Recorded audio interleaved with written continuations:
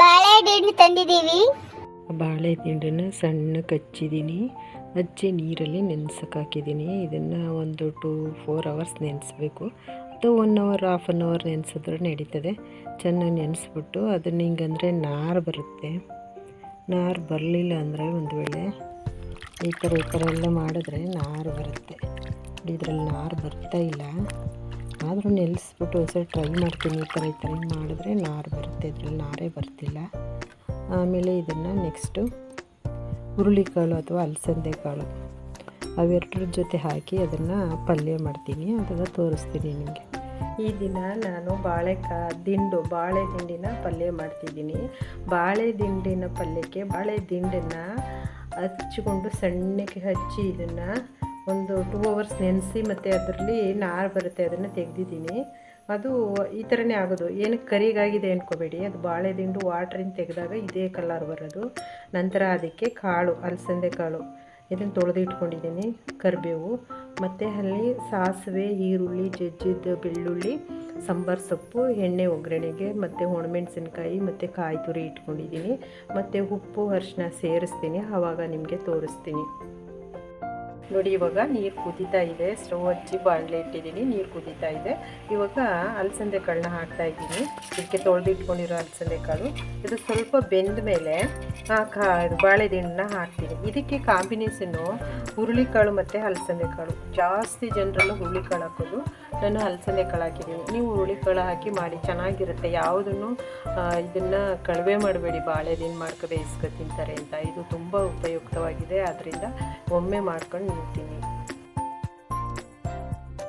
ಮುಕ್ಕಾಲು ಭಾಗ ಬೆಂದಿದೆ, ಸ್ವಲ್ಪ ಸಾಲ್ಟ್ ಹಾಕ್ತಿದ್ದೀನಿ. ಅದಕ್ಕೆ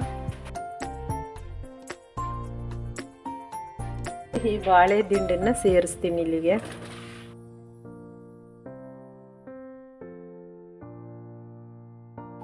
ಈಗ ಕ್ಲೋಸ್ ಮಾಡ್ತೀನಿ, ಅದನ್ನ 5 ನಿಮಿಷ ಬೇಯಬೇಕದು.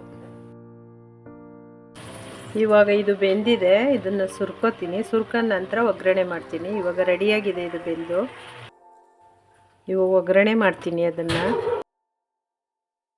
ಇವಾಗ ಅದನ್ನು ಬಸ್ಕೊಂಡಿದ್ದೀನಿ, ಈ ಥರ ಇದೆ.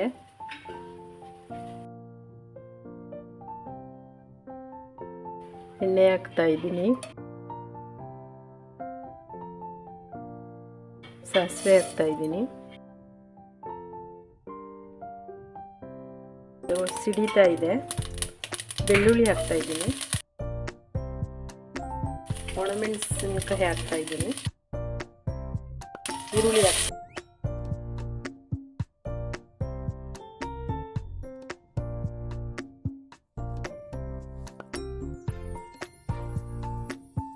ಕರಿಬೇವು ಹಾಕ್ತಾ ಇದ್ದೀನಿ,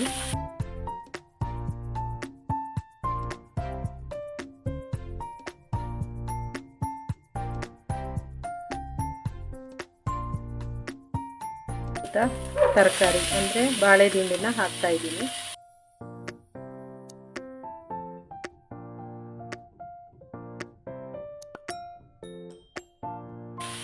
ಇವಾಗ ಇದು ರೆಡಿ ಆಯಿತು. ಕಾಯಿ ತುರಿ ಹಾಕ್ತಾ ಇದ್ದೀನಿ, ಕೊತ್ತಂಬರಿ ಸೊಪ್ಪು ಹಾಕ್ತಾ ಇದ್ದೀನಿ.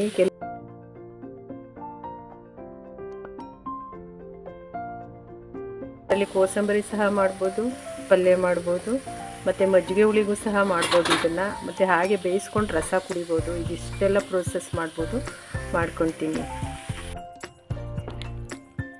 ನೋಡಿ, ಬಾಳೆ ದಿಂಡಿನ ಪಲ್ಯ ಮಾಡಿದ್ದೀನಿ. ಅಲಸಂದೆ ಕಾಳು ಬಾಳೆ ದಿಂಡು ಹಾಕಿ ಪಲ್ಯ ಮಾಡಿದ್ದೀನಿ. ಮತ್ತು ಅದೇ ರಸದಲ್ಲಿ ಬೇಯಿಸಿದ ರಸನ ರಸಮ್ ಮಾಡಿದ್ದೀನಿ. ಅದರಲ್ಲಿ ಬೇಯಿಸಿದ್ದು ಅದರ ರಸ ತೊಗೊಂಡು ರಸಮ್ ಮಾಡಿದ್ದೀನಿ, ವೇಸ್ಟ್ ಮಾಡಿಲ್ಲ.